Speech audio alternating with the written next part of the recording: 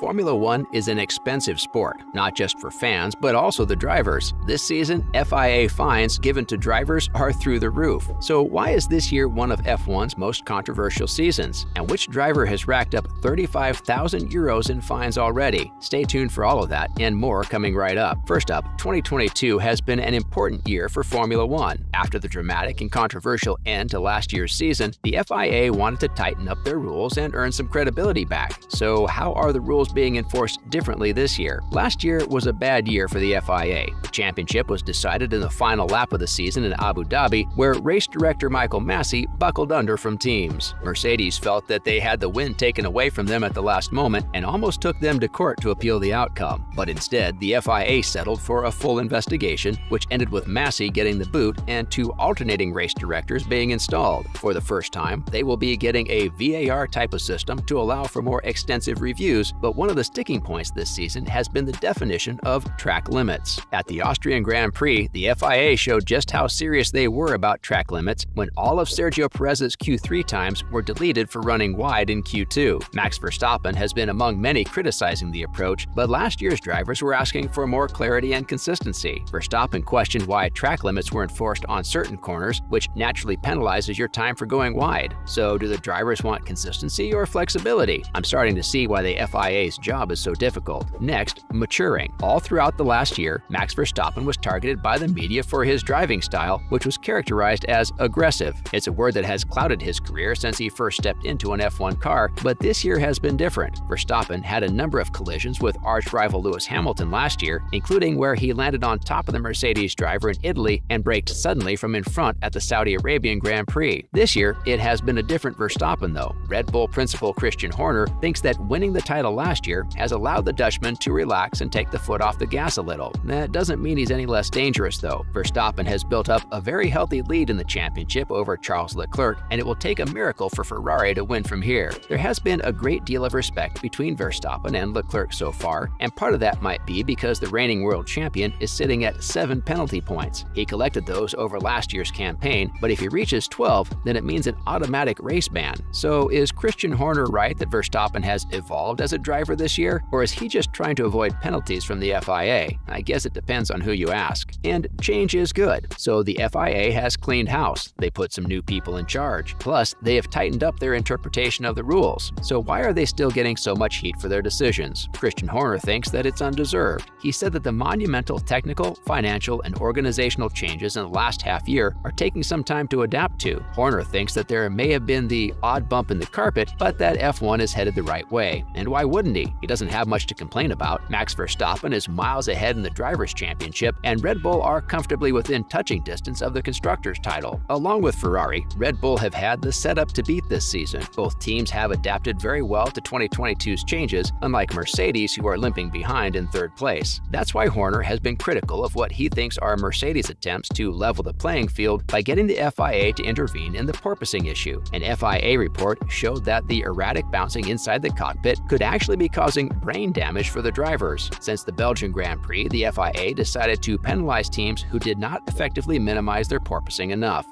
That may have backfired for Toto Wolff. Instead of bringing Red Bull down to their level, it means that Mercedes need to get their issues solved or face a penalty. Whoops. Up next, how is the budget cap changing the way F1 teams compete, and which driver has forked out more than 35,000 euros in fines already this year? Now, protecting history. F1 is all about history. You can feel it in the streets of Monte Carlo, even if it isn't the most exciting of races. But Formula One is taking a new direction in the tracks they want to include in the future, and it has made some team principals pretty upset. Formula One has been on a mission to transform the sport over the last few years. With the newfound popularity after the Netflix show Drive to Survive, F1 has been capitalizing on the United States market. The debut race in Miami was a start. Next year, the calendar will include an all-new race in Las Vegas. But with these locations added to the tour, some European races are on the chopping block. 2 circuits that still haven't secured a race for next season are Monaco and Belgium. Christian Horner thinks that this is an outrage and doesn't pay enough respect to the legacy of F1. He said, "There should be a few races, Monaco, Silverstone, Spa, Monza, the historic ones. I think we should ring fence and really protect those." He went on to liken it to tennis removing Wimbledon from the tour. The Belgium Grand Prix, held at Spa-Francorchamps, has long been a fan favorite. The unique, fast uphill turns into Raidillon and Eau Rouge snake through the woodlands and offer a spectacular atmosphere. Organizers of the event said that they now need to compete with more modern venues and prove that they are still worthy of a spot. Maybe there should be a vote, but fining drivers isn't the only new part of the FIA's approach. Alongside technical regulation changes, this year saw more financial rules to try and curb spending. But why do some think that it's now taking the competition away from driving? Back in 2016, Mercedes spent around $400 million to fuel their third consecutive title win, leaving their nearest rival Red Bull almost 300 points behind them in the standings. The gap between the top teams and the rest of the grid was only getting bigger, and Formula One needed to intervene. That's what the 2022 regulations are designed to do, and a big part of that has been bringing spending down with a budget cap of $140 million.